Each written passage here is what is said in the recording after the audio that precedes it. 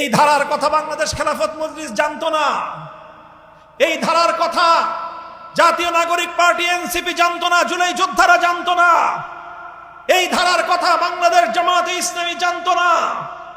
এই ধারার কথা পীর সাহেব চরমনায়ের নেতৃত্বাধীন ইসলামী আন্দোলন বাংলাদেশ জানতো না। এই ধারার কথা জমিয়ত উলামায়ে ইসলামও আমাদের জানা মতে জানতো না। এই ধারার কথা আর কোন দল কোন সংগঠন জানতো না।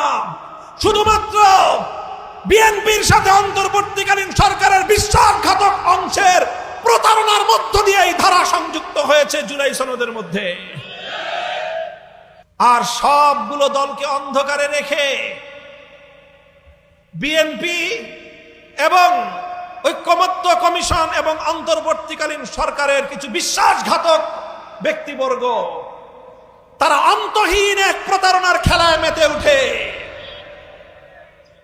সেই অন্তহীন প্রতারণার ছিল এই, সকলের অজান্তে গোপন চুক্তির মাধ্যমে বিএনপির সাথে অন্তর্বর্তীকালীন সরকারের বিশ্বাসঘাতক অংশ তারা নতুন একটি ধারা সেখানে সংযুক্ত করে দেয় নোট হিসাবে। সেটি হলো, যার যা ঐক্যমত হোক না কেন, কিন্তু নির্বাচনের পর যারা সরকার গঠন করবে তারা নিজ দলের দ্বিমত অনুযায়ী নোট অফ ডিসেন্টের আলোকে তারা নির্বাচনী ইশতেহার ঘোষণা করে জাতির কাছ থেকে সমর্থন নিয়ে সেই আলোকে জুলাই সনদ বাস্তবায়ন করতে পারবে। এই রকম একটি ধারা সেখানে সংযুক্ত করা হয়। এই ধারার কথা বাংলাদেশ খেলাফত মজলিস জানতো না। এই ধারার কথা জাতীয় নাগরিক পার্টি এনসিপি জানতো না, জুলাই যোদ্ধারা জানতো না। এই ধারার কথা বাংলাদেশ জামায়াতে ইসলামী জানতো না। এই ধারার কথা পীর সাহেব চরমনায়ের নেতৃত্বাধীন ইসলামী আন্দোলন বাংলাদেশ জানতো না। এই ধারার কথা জমিয়ত উলামায়ে ইসলামও আমাদের জানা মতে জানতো না। এই ধারার কথা আর কোন দল কোন সংগঠন জানতো না। শুধুমাত্র বিএনপির সাথে অন্তর্বর্তীকালীন সরকারের বিশ্বাসঘাতক অংশের প্রতারণার মধ্য দিয়ে এই ধারা সংযুক্ত হয়েছে জুলাই সনদের মধ্যে।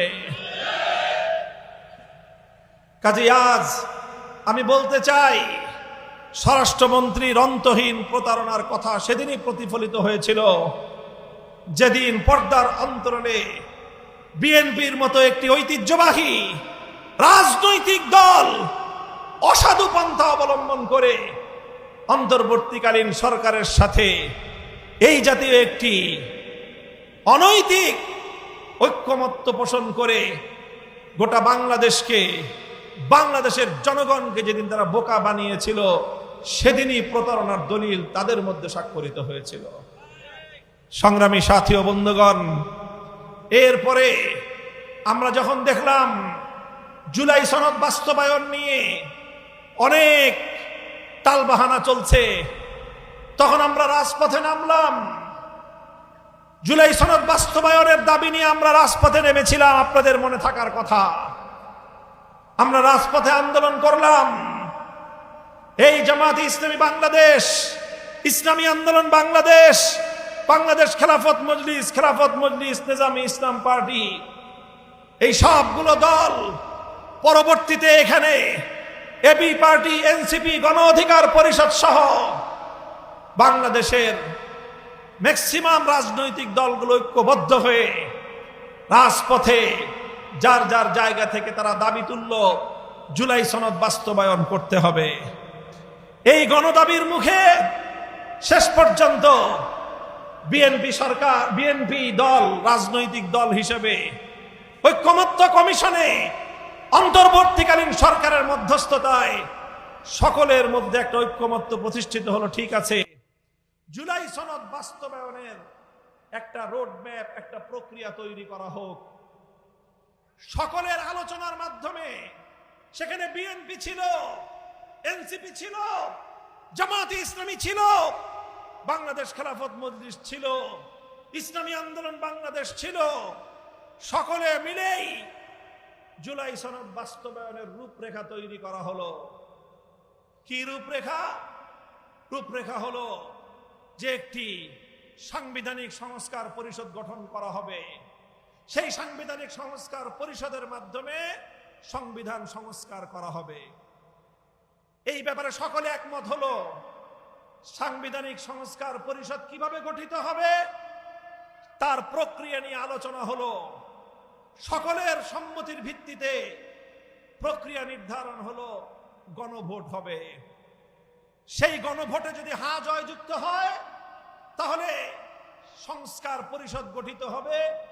তারা সাংবিধানিক সংস্কার পরিষদ, তারা পরিষদে বসে জুলাই সনদের ভিত্তিতে বাংলাদেশের সংবিধানকে তারা সংস্কার করবে। এই ছিল কথা। আমরা তখন দাবি করলাম, ঠিক আছে, এই গণভোটটা আগে অনুষ্ঠিত হোক, সংসদ নির্বাচন পরে অনুষ্ঠিত হোক। বিএনপি এবং তার সমমনা দলগুলো বলল যে না, একসাথেই একদিনেই সংসদ নির্বাচন এবং গণভোট অনুষ্ঠিত হতে হবে। আমরা তখন আশঙ্কা করেছিলাম বিএনপি যদি সরকার গঠন করতে পারে তাহলে তারা এই গণভোটের রায় কার্যকর করাটাকে, তারা সংবিধান সংস্কার করার এই অঙ্গীকার বাস্তবায়ন করবে না। তাদের দ্বারা অঙ্গীকার ভঙ্গ হওয়ার মতো দুঃখজনক ঘটনা ঘটতে পারে। শেষ পর্যন্ত বিএনপির অনড় অবস্থানের কারণে একই দিনে গণভোট এবং সংসদ নির্বাচন অনুষ্ঠিত হয়। বাংলাদেশের মানুষ দেখেছে, জেনেছে।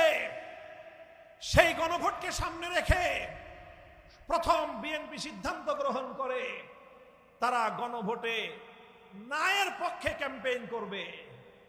সে মতে বাংলাদেশের প্রত্যেকটা এলাকায়, প্রতিটি সংসদীয় আসনে বিএনপির সাংগঠনিক চ্যানেলে না ভোটের পক্ষে ক্যাম্পেইন করার জন্য তাদেরকে বার্তা দিয়ে দেওয়া হয় এবং তারা তলে তলে না ভোটের পক্ষে ক্যাম্পেইন করা শুরু করে। এদিকে আমরা 11 দল রাজপথে গণভোটে হায়ের পক্ষে তুমুল আওয়াজ উত্তোলন করি এবং গোটা দেশের মানুষ তারা জুলাই বিপ্লবের চেতনাকে ধারণ করে।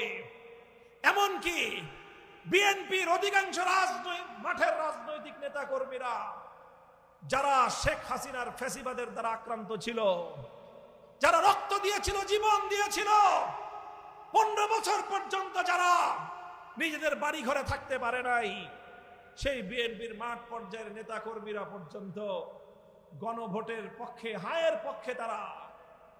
বিএনপি যখন দেখলো এভাবে যদি আমরা ন্যায়ের পক্ষে নেমে যাই আম সালা দুটোই হারিয়ে যেতে পারে, তখন তারা বিএনপির চেয়ারম্যান জনাব তারেক রহমান সাহেব তিনি ঘোষণা দিলেন, গণভোটে হায়ের পক্ষে ভোট দেওয়ার জন্য জনগণকে আহ্বান জানালেন।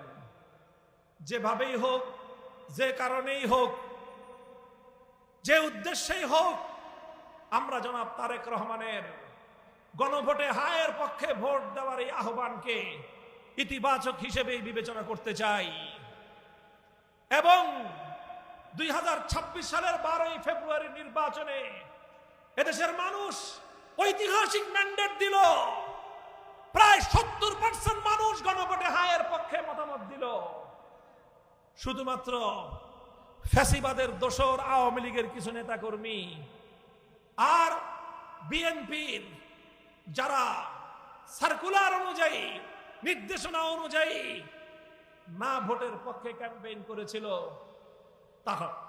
তারা একটা অংশ না বাক্সে ভোট দিল এবং বিপুল ব্যবধানে 70% ভার্সাস 30% গণভোটে বিজয় লাভ করলো।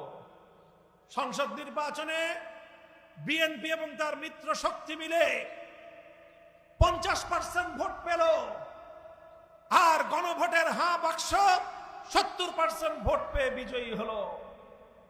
সংসদে যাওয়ার পর, সংসদের শপথ গ্রহণ করার পর, সংসদ সদস্য হিসেবে শপথ গ্রহণ করে সংসদ সদস্য নির্বাচিত হয়েই বিএনপি বাংলাদেশের মানুষের সাথে প্রতারণা করলো।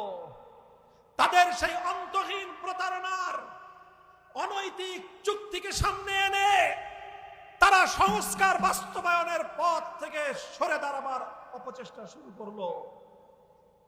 এবং বাংলাদেশের মানুষের দুর্ভাগ্য বলতে হয়, 70% মানুষের ইচ্ছা এবং অভিপ্রায়কে তাদের সরকার বৃদ্ধাঙ্গুলি প্রদর্শন করা শুরু করলো।